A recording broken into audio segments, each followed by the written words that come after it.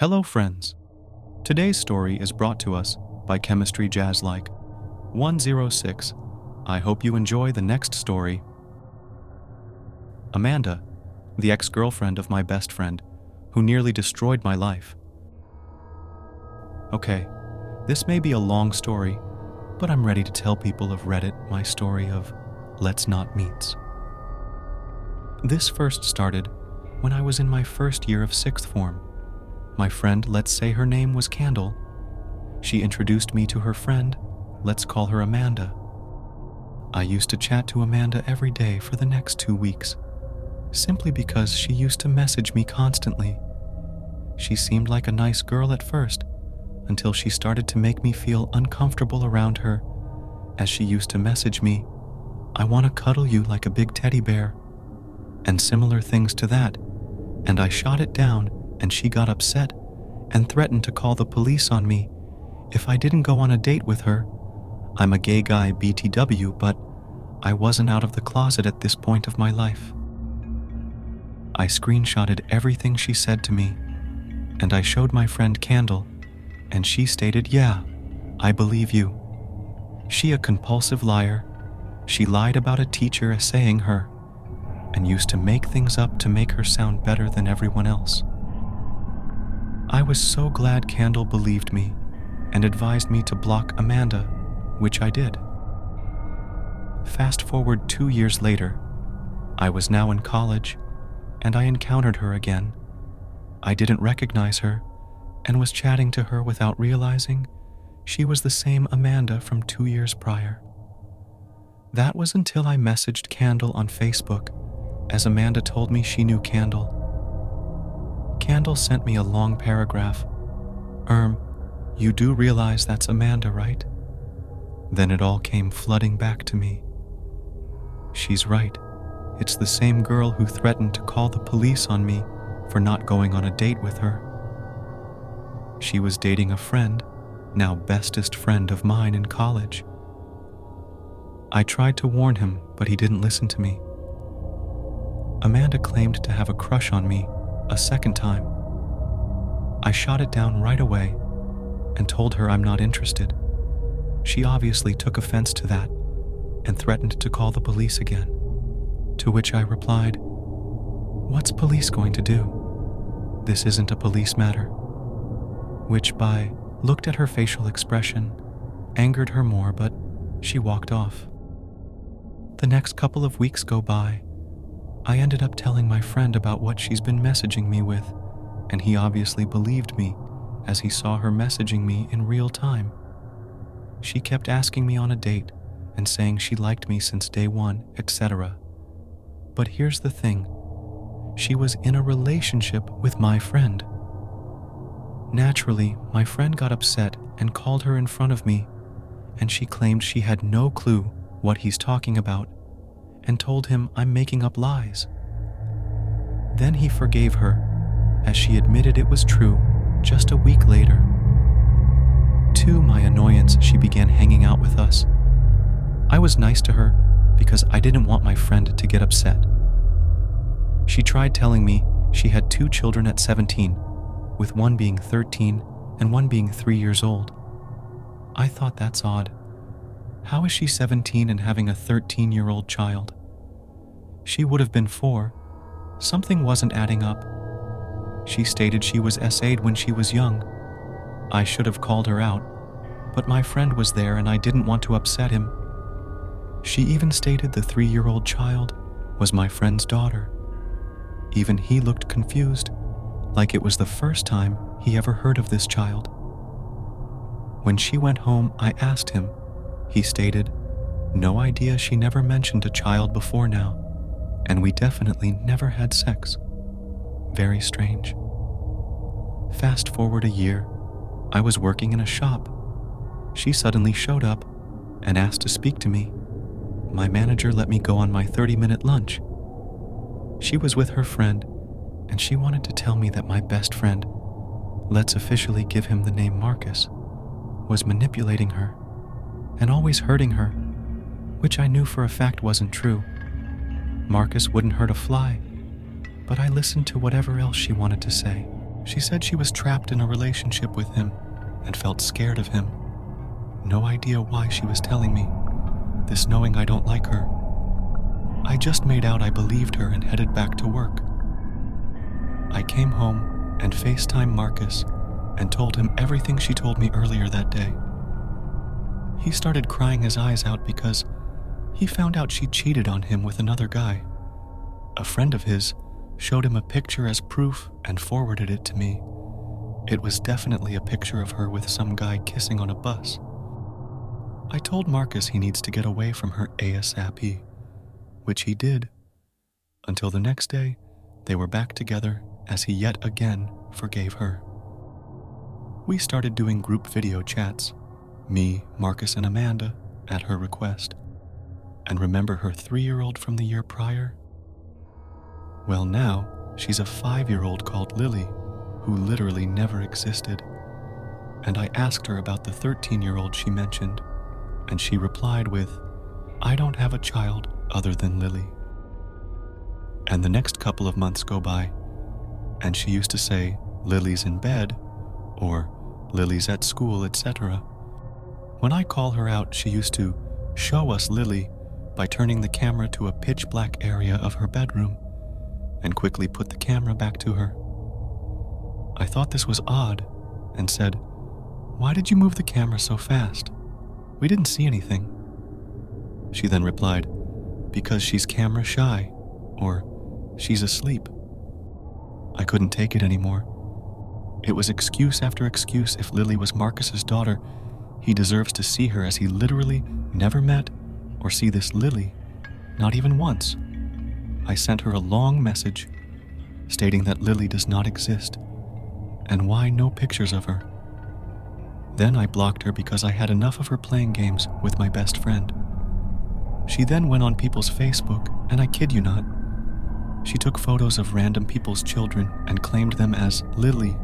Me and Marcus looked at each other and knew these were different pictures of random kids. Some of them wasn't even girls. This went on until one day me and Marcus went to Amanda's mother's workplace, and Marcus showed her all the messages, especially the ones about this Lily and the many pictures of her and random guys she meets up with. Some of the men Amanda met up with were like 50, 60 years old, and we found her on a dating website asking for men to fatten her up. We showed everything to Amanda's mother. Her mother was furious. She said Amanda never had kids. She was never SA'd as a child and knew something was odd as she got into some random man's car just the day before. I thought this was the end of Amanda, but I couldn't be more wrong, as Marcus, like an idiot, met up with her that evening and forgave her for the millionth time. And then something strange happened the next day. Marcus called me on FaceTime and he was furious at me. I asked him what's going on and what did I do. He told me I was a bad friend and he wants to cut me out of his life. I was in shock, and I heard Amanda laughing in the background. Then it clicked. She said something about me which wasn't true, and now me and Marcus are arguing like crazy, and he blocked me on everything, which broke my heart, as this boy was my best friend, and now he's believing his compulsive lying girlfriend over me. Me and Marcus were having on and off arguments all the time, and Amanda was at the root of it, telling him lies and manipulating him like she was jealous of our friendship. Maybe she thought I was a threat to her relationship with Marcus and tried to split us up as best friends. She literally used to invite me out with them, and when I turn up, she used to be like, "I wanted to spend time with you. Why is he here?" Excuse me? You're the one who invited me. This happened every single time until one time I snapped back at her, which made her cry. But I didn't care. She needed to stop doing this to me, as it wasn't healthy for my mental health. A few weeks go by, Marcus was texting me on Facebook Messenger, and we were having a laugh like we used to. He went to the toilet as he was with Amanda. Then I suddenly got a text from Marcus again saying, "Hi, it's Amanda. I replied with, "Hey," and she started sending me threatening messages saying I need to leave Marcus alone and he doesn't like me and I need to move on. I was like, what the F asterisk CK? I ended up arguing with her over this, saying, why the hell is she using his phone sending me these messages? Amanda was like, I dare you come say it to my face. At this point, I had enough and contacted a friend of mine, let's call her Jasmine, and told her the situation. I ended up in tears on the phone. I've known Jasmine since primary school, and we've been close friends since, so she naturally got defensive and asked me to get in her car, and she'll drop me off where they are, so I can say it to her face. Jasmine wanted to hurt Amanda for what she's done to me. We saw them, and we confronted them. Marcus genuinely had no clue what was going on until I showed him the messages Amanda sent on his phone. He was furious and walked off in tears. I ran after him, leaving Amanda and Jasmine alone. Me and Marcus hugged it out, and we had a talk about what's happened. He was telling me that he isn't allowed friends anymore, and Amanda even made him choose between her and his family, which made me furious even more. I had enough of the way she's treating my best friend. The next day, Jasmine messaged me and said she can't be friends anymore, as I was bullying Amanda for months, which wasn't true. I would never bully anyone. I said to Jasmine if she was my real friend, she would know Amanda was lying, but obviously not. To this very day, I never saw Jasmine again. This felt like a big betrayal of our friendship, and I would never talk to Jasmine ever again. This was over 6 years ago now. Me and Marcus was getting on better, and he wasn't letting Amanda manipulate him anymore. That was until these boys come into our lives. Well, first was another girl I was friends with called Alice. I'd known Alice for years, and I invited her out with me and Marcus to a pub for a few drinks. It was a nice evening, and Alice even called Amanda and told her she needs to leave Marcus alone. We were drunk. And that evening when we were saying goodbye, as I was naturally worried for Marcus, as he's like a little brother to me at this point, Alice asked if I was gay, which I am gay, but I wasn't out of the closet yet, so I responded with no. And Alice said, then why you worried about Marcus? You obviously fancy him. Well, no, he's like a brother to me, and we've been through a lot because of Amanda, so I obviously do care about him. I thought to forget about this conversation, as I assumed she was just making conversation.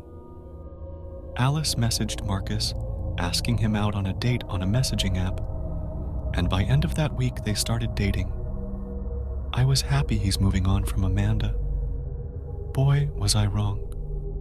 I started receiving messages from Alice's brother and his friend, stating to slice my throat and messaging Marcus to help them beat me up. We was talked into joining group video call, and the call contained me, Marcus, Amanda, and Alice's brother and his friend, saying horrible things towards me, saying I should die, and I hurt women, which wasn't true. It was more of Amanda's lies, and I was messaging Marcus to back me up, because he was quiet while I'm trying to defend myself against these guys. He just read my messages and still sat there not saying anything. At this point, I had enough and just left the call and left the group and blocked the lot of them apart of Marcus. Marcus called me the next morning, saying sorry for not defending me. I replied with, well, that isn't good enough. They were literally threatening me. Marcus went quiet and said sorry again. By that point, I ended the call because I couldn't be bothered with this stress anymore. Next thing I know, Alice was denying that she ever dated Marcus and claiming I made a fake account of her on the messaging app. Are you serious, mate? I also noticed Alice was being besties with Amanda on Facebook, so that's the puzzle fitting. At this point, I wanted to end my life. I was at my lowest. I was losing all my friends because of this Amanda. This was the start of my depression getting worse and worse. Me and Marcus eventually made up, and we are best friends again. But there was a time period where we didn't talk for over a year. I guess that's me trying to move on with my life. But we eventually started talking again, and me and Marcus met up again, just the two of us, and he was saying how sorry he was for everything he's done. I said it's okay. He was under Amanda's control. Fast forward to 2024, Marcus has a new fiancée who is a lovely girl, and I'm going to be best man at his wedding because, this part I did miss out in the story, I stopped him from jumping every time Amanda cheated on him. I was always there for him. He now sees I was always there for him, and we are closer than ever. He even defends me a lot more nowadays, and always has my back. I've seen Amanda here and there a few times, but I don't even acknowledge her, or them as Amanda is now non-binary, which I don't believe, as it could be another lie for attention. But I'm not judging. If that's how they feel, then that's up to them. But that doesn't change the person who nearly destroyed my life. Last time I saw Amanda was last year at Pride. They were pointing at me, showing their current boyfriend who I am. I didn't notice until my other best friend, not Marcus, pointed it out to me. That was the last time I ever saw them, and hopefully never again. There's a lot I missed out on this story, as it happened over a couple of years. But I just want to say, Amanda, let's not meet ever again.